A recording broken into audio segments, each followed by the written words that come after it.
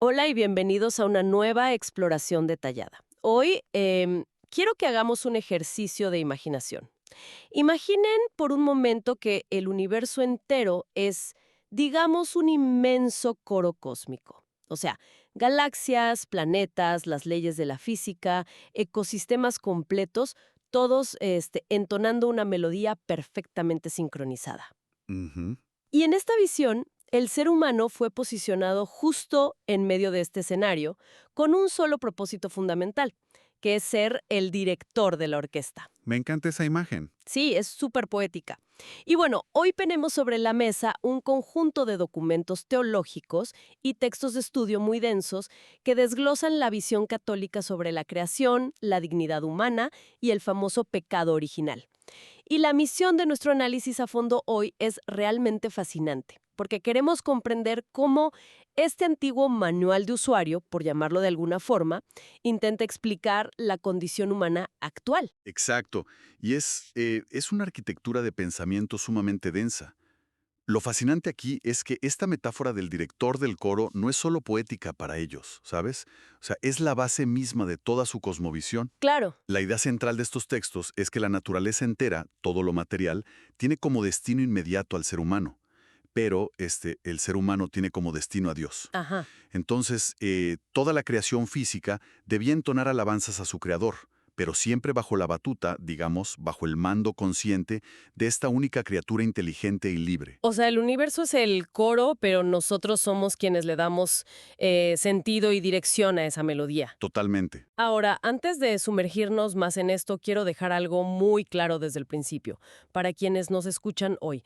Nuestro objetivo en este análisis no es debatir la validez religiosa de estos textos. O sea, no estamos aquí para emitir un juicio de valor sobre qué es un hecho histórico o qué es simplemente una alegoría. Claro, esa no es la idea. Exacto. Lo que vamos a hacer es investigar y reportar de manera imparcial esta inmensa estructura filosófica. Porque la verdad, la forma en que diagnostican el origen de por qué poseemos capacidades tan profundas para crear cosas hermosas y al mismo tiempo lidiamos con fallas pues tan destructivas es brillante desde un punto de vista puramente intelectual. Absolutamente. Yo diría que es un sistema lógico súper robusto que ha sostenido la forma en que millones de personas entienden su lugar en el mundo durante siglos. Todo está interconectado de una forma casi milimétrica. Pero bueno, claro, si el ser humano es el director de este coro cósmico y digamos el centro absoluto de la creación material, la primera gran fricción que surge inevitablemente, especialmente para la mente moderna, es nuestro origen biológico. Uf, sí, el gran debate. Sí, porque por un lado está esta imagen poética del polvo de la tierra y el libro del Génesis, y por otro lado tenemos la ciencia dura, el registro fósil, la teoría de la evolución de Darwin. Al revisar estos documentos, ¿cómo logran ellos reconciliar una tensión que parece tan evidente sin que todo el sistema colapse? Fíjate que lo que resulta revelador al leer las fuentes es que la postura del magisterio de la Iglesia, tal como la detallan aquí, es muchísimo más matizada y flexible de lo que la cultura popular suele asumir. ¿En serio? Sí, no hay un rechazo dogmático a la ciencia biológica. De hecho, los textos citan intervenciones históricas clave, como la encíclica de Pío XII allá por 1950, y luego declaraciones posteriores de Juan Pablo II, quien llegó a afirmar explícitamente que la evolución es, y cito, más que una hipótesis. A ver, espera, vamos a detenernos ahí un segundo. Entonces, la doctrina que presentan estos documentos no te exige creer que el cuerpo humano apareció mágicamente de la nada en un solo instante. Para nada. De hecho, aclaran de forma súper categórica que no existe oposición alguna en que Dios haya utilizado la evolución biológica como el mecanismo exacto para producir el cuerpo humano. Wow, ok. Sí, literalmente sugieren que el creador pudo haber echado a caminar la maquinaria, por así decirlo, de la naturaleza. O sea, si el organismo material, a través de millones de años de mutaciones, selección natural y todo eso, llegó a un punto de complejidad neurológica, capaz de albergar la racionalidad, eso es perfectamente aceptable dentro del dogma católico. Ok, ok. Sin embargo, y aquí está la clave de todo el sistema, establecen una línea roja que es doctrinal e inquebrantable, y es que el alma espiritual no evoluciona de la materia. Bueno, vamos a desempacar esto porque me parece crucial. Pensándolo en términos que nos resulten familiares a todos hoy en día, es como si estuviéramos hablando del desarrollo de un dispositivo tecnológico complejísimo. Me gusta por dónde vas. Es como si el hardware biológico, o sea, nuestros cuerpos, la estructura cerebral, nuestra genética, hubiera recibido actualizaciones constantes durante millones de años a través de las iteraciones de la naturaleza. Ajá. Pero el sistema operativo definitivo, la autoconciencia, la capacidad de amar, lo que estos textos llaman el alma espiritual, pues eso no puede surgir simplemente porque el hardware se volvió muy rápido o muy potente. Ese sistema operativo tuvo que ser instalado directa e inmediatamente por el desarrollador principal. Oye, esa es una excelente manera de visualizarlo, porque el salto de la pura materia a la autoconciencia, en este marco de pensamiento, no es un paso cuantitativo, no es sumar un poquito más de inteligencia, es un abismo cualitativo enorme. Claro. Y los textos se apoyan en el lenguaje mismo del Génesis para ilustrar este proceso tan complejo. Señalan que la formación del hombre se da a partir del polvo del suelo. Pero, filosófica y teológicamente, ese polvo representa la materia preexistente, que bien podría ser, digamos, un organismo animal sumamente evolucionado. Un homínido avanzado, por ejemplo. Exacto. Pero luego viene el segundo elemento, el aliento de vida. Ese es el espíritu soplado directamente por la divinidad. Y aquí es donde introducen un concepto filosófico vital para entender la condición humana según ellos, que es el alma-cuerpo. Espera, alma-cuerpo. Todo junto como una sola palabra. Así es, todo junto. Esta filosofía repudia por completo esa idea dualista de ver al ser humano como un fantasma espiritual que está temporalmente atrapado en una máquina de carne, como si el cuerpo fuera una prisión. Como la idea platónica o algo así, ¿no? Exactamente, rechazan eso. Ellos ven una unión ontológica tan íntima, tan indivisible de materia y espíritu, que su separación literal interrumpe el ser del hombre. O sea, la muerte es una tragedia antinatural para este sistema. No es que uno tenga un cuerpo, es que uno es cuerpo y alma simultáneamente. Ya, entiendo. Pero fíjate, si el alma no evoluciona gradualmente de la materia, sino que tiene que ser inyectada o creada directamente en un momento histórico muy específico, eso me lleva a una deducción ineludible. A ver. Eso nos obliga a hablar de un cuello de botella poblacional drástico, ¿no? Ujú. Porque, a ver, no puedes tener a cientos de miles de homínidos alrededor del mundo recibiendo almas espirituales al azar, en diferentes continentes, sobre todo, si toda la arquitectura del pecado original se basa en una sola falla de origen. ¡Qué buena deducción, en serio! Porque ese es exactamente el siguiente pilar dogmático que abordan a profundidad los documentos. Es la cuestión del monogenismo. Que sería, en términos simples, la descendencia de una sola pareja. Así es. Es la doctrina de que toda la humanidad, verdaderamente humana, con alma, desciende de un solo par original. Esto, claro, se contrapone al poligenismo, que es esta teoría científica de múltiples poblaciones originales evolucionando simultáneamente en distintos lugares. Claro. Y los documentos insisten fervientemente en el monogenismo, apoyándose nuevamente en intervenciones papales, porque, filosóficamente, es el único pilar que sostiene toda la teología de la salvación que vendrá después. Tiene sentido. Sí, no hay una sola pareja original que actúa como cabeza de la humanidad y de la cual se hereda físicamente esta condición humana compartida, pues toda la doctrina del pecado original se vuelve insostenible, se cae el sistema. Y aquí es donde se pone realmente interesante todo esto, porque una vez que estos textos establecen, digamos, cómo se ensambló este alma-cuerpo original y por qué venimos de una sola raíz, el análisis avanza hacia cómo funcionaba este diseño en su estado de fábrica. Ajá, antes de la caída. Exacto, antes de que el sistema colapsara.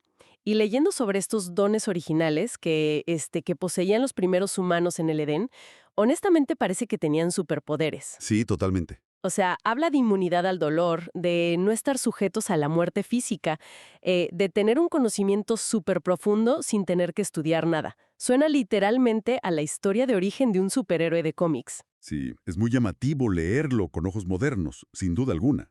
Parece pura magia. Pero fíjate que el texto no lo aborda desde la fantasía, sino que acude a la rigurosidad analítica de Santo Tomás de Aquino para aterrizar la mecánica de estos dones. Ok, a ver, ¿cómo lo explica él? Aquí hace una diferenciación estructural bien interesante entre ser creados a imagen de Dios y a semejanza de Dios. No son lo mismo en este contexto. La imagen reside en la propia naturaleza racional humana, o sea, nuestra inteligencia y nuestra voluntad libre. Eso es permanente, no se pierde. Ajá. Pero la semejanza era algo más. Era un estado de gracia santificante, una comunión total y directa con la vida divina. Y el punto clave es que para que un cuerpo material, de carbono, pudiera sostener esa intimidad espiritual tan intensa sin desmoronarse, Dios otorgó una serie de mejoras al sistema. O sea, los llamados dones preternaturales que mencionan los textos. Exactamente. No venían por defecto en la biología humana, sino que fueron dados extra para perfeccionarla. Incluían, como decías, la inmortalidad, la impasibilidad, que es básicamente la ausencia de sufrimiento físico y enfermedades, y la ciencia infusa. ¡Wow! Pero dentro de todos estos dones preternaturales hay uno que es crucial, súper crucial, para entender nuestra psicología actual, y es el don de la integridad. A ver, ¿cómo funciona exactamente esa integridad en la práctica? Porque hoy en día asociamos la palabra integridad con, no sé, ser honesto, no mentir. La integridad es un equilibrio operativo perfecto interno. Imagina un estado donde el cuerpo, los instintos y las emociones están absoluta y dócilmente sometidos al elemento espiritual, a tu razón. Ok. Las pasiones obedecen a la razón sin presentar la menor resistencia. O sea, no existía esa lucha interna tan común para nosotros hoy de decir, sé que comer esto o hacer aquello me hace daño, pero el impulso es más fuerte y lo hago igual. Uf, la historia de mi vida. De todos.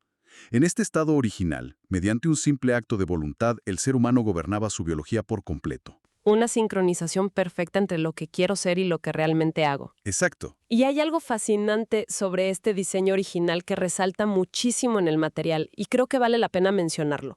Si ambos, tanto el primer hombre como la primera mujer, recibieron exactamente este mismo sistema operativo espiritual, esta imagen y semejanza directamente del Creador, pues eso implica una igualdad ontológica radical desde el minuto cero. Totalmente. Y es un punto teológico y social profundísimo. Sí, porque fíjate, al leer la parte de la creación de la mujer a partir de la costilla en el Génesis, el documento se detiene a notar la reacción del hombre. Él no reacciona con un sentido de dominio, ¿sabes? No dice algo como, ahora eres mi propiedad o mi subordinada. Para nada. Su reacción es de absoluto asombro y reconocimiento. Dice, esta vez sí es hueso de mis huesos y carne de mi carne.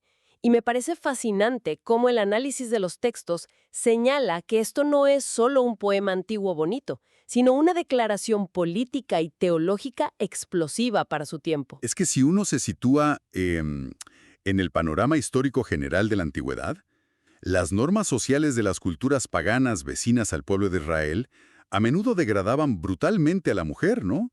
O sea, la reducían a un bien transaccional o a una simple propiedad del varón. Exactamente. Y aquí el análisis señala que esta narrativa del Génesis es una condena explícita, directa a esa degradación.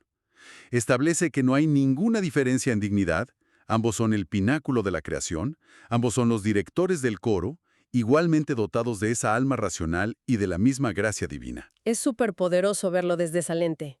Pero bueno, llegamos al nudo crítico de esta historia. Tenemos este diseño de fábrica impecable, humanos con un intelecto clarísimo, con una igualdad radical, que no se enferman, no mueren y tienen un dominio absoluto sobre sus propias emociones y pasiones. El escenario ideal. Y entonces surge de inmediato la gran duda, la fricción lógica. Yo trato de ponerme en los zapatos de quienes nos escuchan hoy e intento racionalizar esto. Si el diseño era tan perfecto, ¿por qué arruinarlo todo? Es la gran pregunta. De hecho, me voy un paso más atrás. Si yo creo un sistema perfecto, no le instalo un botón de autodestrucción brillante justo en el centro del paraíso solo para ver si mis creaciones sobreviven a la tentación. Parece una trampa un poco injusta, porque someter a este alma-cuerpo a una prueba en primer lugar. Fíjate que es una objeción completamente válida y de hecho es la paradoja central del libre albedrío. Los documentos abordan esto no como una trampa caprichosa de Dios, sino como una exigencia totalmente lógica del equilibrio entre la bondad y la justicia divina. Ok, a ver, explícame eso. La premisa es que la bondad absoluta de Dios, Quería otorgarles una recompensa inimaginable. O sea, la confirmación perpetua de ese estado de felicidad y hacerlos partícipes de la vida divina misma.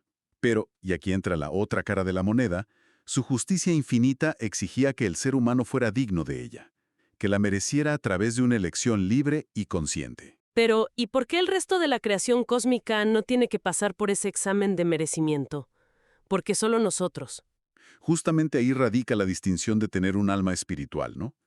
Un animal o un planeta o una estrella actúan por necesidad o por instinto. O sea, una abeja no es moralmente buena por fabricar miel y mantener el ecosistema. Simplemente ejecuta su programación biológica. Claro, no está tomando una decisión ética. Exacto. Un tigre no es malo por cazar. Carecen de libertad y por lo tanto no son sujetos ni de mérito ni de culpa. Pero el ser humano tiene intelecto y voluntad, y sin la posibilidad real de elegir lo contrario, de poder decir no, entonces el amor, la lealtad y la obediencia no son reales. Son solo líneas de código ejecutándose, como decíamos antes. Exactamente. El libre albedrío exige la capacidad estructural de fallar para que el acierto tenga verdadero valor. Ok. Entiendo la necesidad filosófica de elegir. Necesitas autonomía real para que el amor sea genuino. Pero quiero presionar un poco sobre la mecánica de la falla en sí. Adelante. Porque, a ver, ¿por qué morder una simple fruta desata un colapso a nivel universal? Desde una perspectiva puramente externa, parece un castigo cósmicamente desproporcionado por una infracción, digamos, dietética. Claro, suena súper exagerado si lo ves así, pero como desentraña el texto de estudio, la fruta es puramente simbólica. El error original no fue un acto de gula por probar un alimento exótico que se veía rico, fue un acto de soberbia absoluta y de rebelión estructural. Ah, ok. Si analizamos la tentación clave de la serpiente que está en el texto, fue la promesa de «seréis como Dios, conocedores del bien y del mal». El núcleo del problema es que quisieron asemejarse a Dios, sí, pero erraron trágicamente en el cómo. O sea, buscaban el poder, no la conexión con él. Precisamente, la esencia divina, según este marco, es el amor, la donación de sí mismo. Pero el ser humano quiso imitar la omnipotencia. Quisieron la autonomía absoluta para decidir y dictaminar por sí mismos qué es el bien y qué es el mal, convirtiéndose en los árbitros únicos de la realidad sin rendirle cuentas a su creador. Querían usurpar el puesto del director supremo, básicamente. ¿Tal cual? Querían usurpar el centro del universo para recibir ese homenaje de la creación del que hablamos al principio, en lugar de dirigirlo hacia Dios. Y al elegir el egoísmo y la autonomía absoluta, por encima de la relación de dependencia amorosa con su origen, pues el sistema entero colapsó. Pero fíjate que aquí es donde la mente moderna se vuelve a atorar un poco. Yo quiero entender la causalidad, la mecánica real de las consecuencias. A ver, ¿Por qué una decisión puramente espiritual, o sea, un acto de orgullo en la mente, hace que la biología cambie físicamente? ¿Por qué de repente hay espinas en la tierra, surgen enfermedades, llega la muerte física? Si un empleado desafía al jefe, digamos, pues lo despiden de la empresa, pero su cuerpo no empieza a descomponerse en ese instante. es una analogía interesante, la verdad, pero en este marco teológico, la relación no es de jefe y empleado, es de fuente de vida y receptor. ¿Recuerda el concepto del alma-cuerpo que discutimos? Cierto, indivisible. Exacto. El ser humano era el puente, el engranaje central que unía el mundo material con el mundo espiritual. Esos dones preternaturales, la inmortalidad, la inmunidad al dolor, no eran inherentes a la biología de carbono humana, eran sostenidos por un flujo constante de gracia divina. Como una energía externa. Imagínalo como un campo de fuerza sobrenatural que suspendía la entropía natural de la materia. Ah, claro.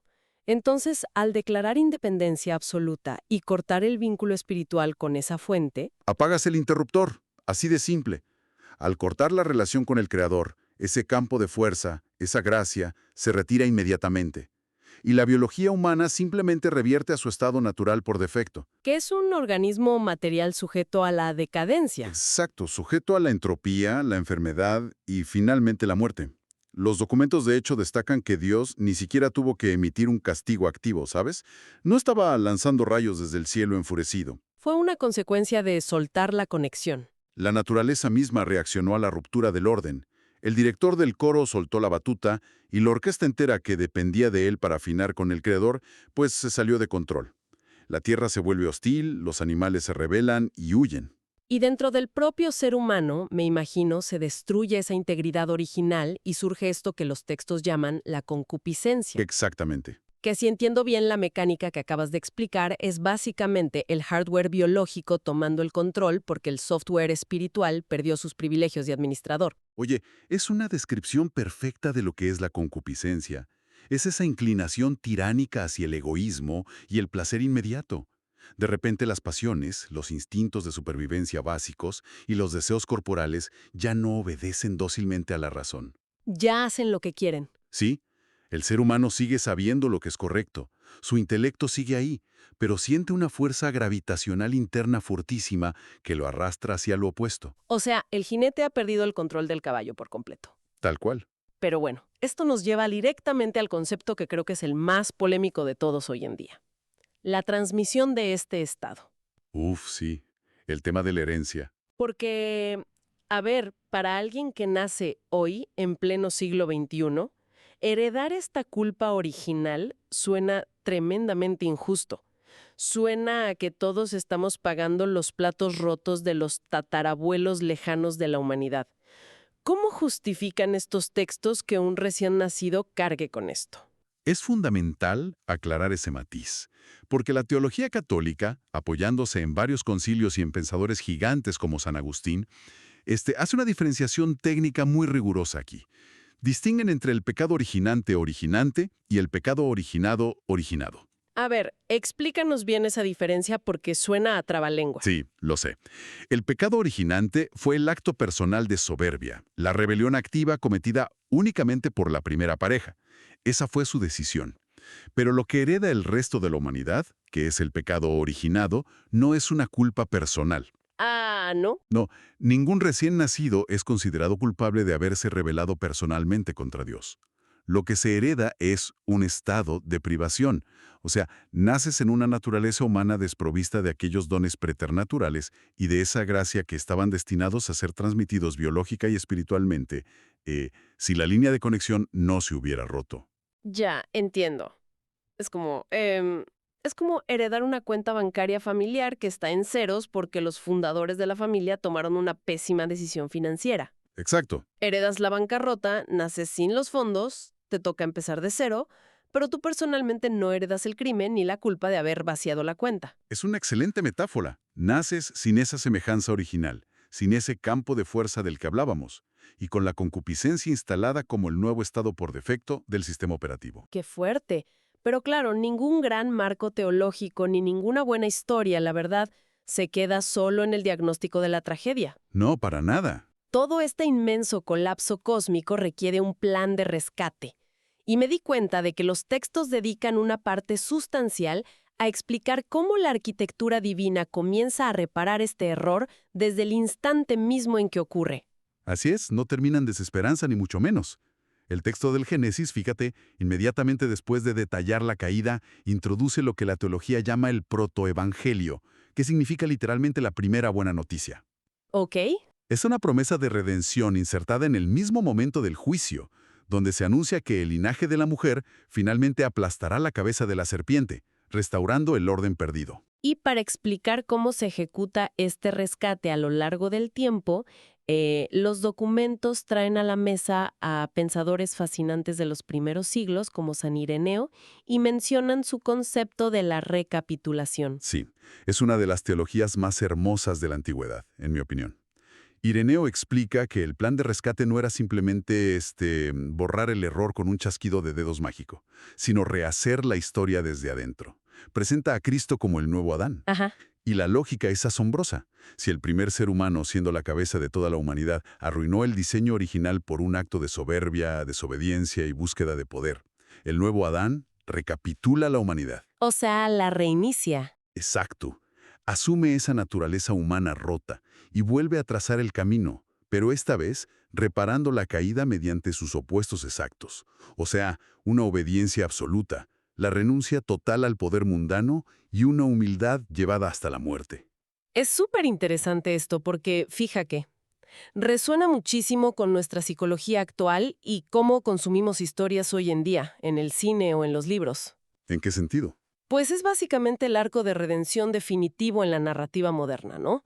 Vuelves a correr la simulación desde el principio, atraviesas las mismas pruebas, las mismas tentaciones, pero esta vez el protagonista toma la decisión correcta y rompe el ciclo generacional. Totalmente. Es fascinante ver cómo este antiguo concepto teológico de la recapitulación sigue siendo, en el fondo, el esqueleto de nuestras historias más épicas sobre heroísmo y sacrificio. Es que es el triunfo del amor sobre la voluntad de poder, que fue justamente el error original.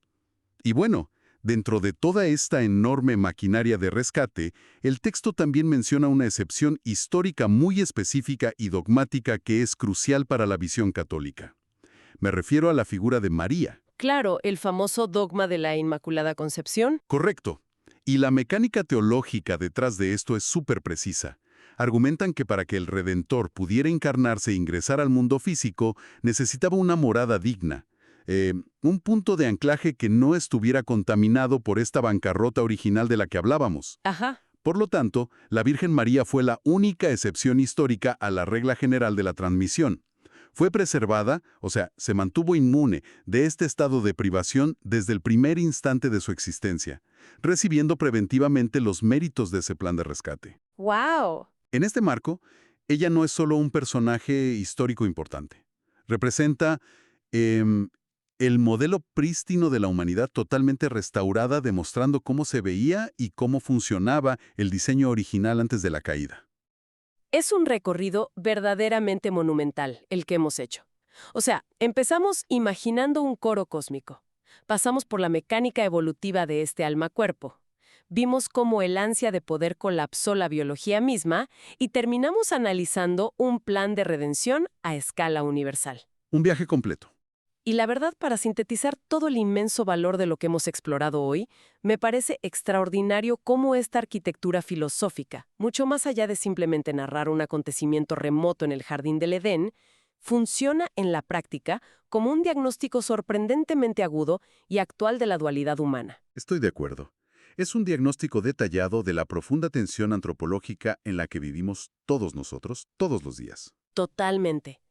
Porque si analizamos bien los postulados de estos documentos de estudio, nos explican con precisión casi quirúrgica por qué poseemos una sed inagotable de felicidad perpetua, de buscar verdades absolutas, de crear arte o instituciones que trasciendan el tiempo. Ajá. Y según este marco, esos deseos de infinitud no son una simple ilusión psicológica o un subproducto evolutivo aleatorio.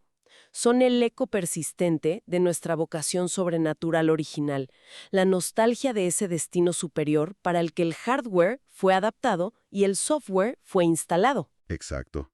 O sea, estamos configurados de fábrica para la grandeza y la conexión total. Pero, al mismo tiempo, este sistema explica, sin tapujos, por qué libramos batallas diarias, a veces brutales y súper agotadoras, contra nuestros propios peores instintos. Sí, la concupiscencia.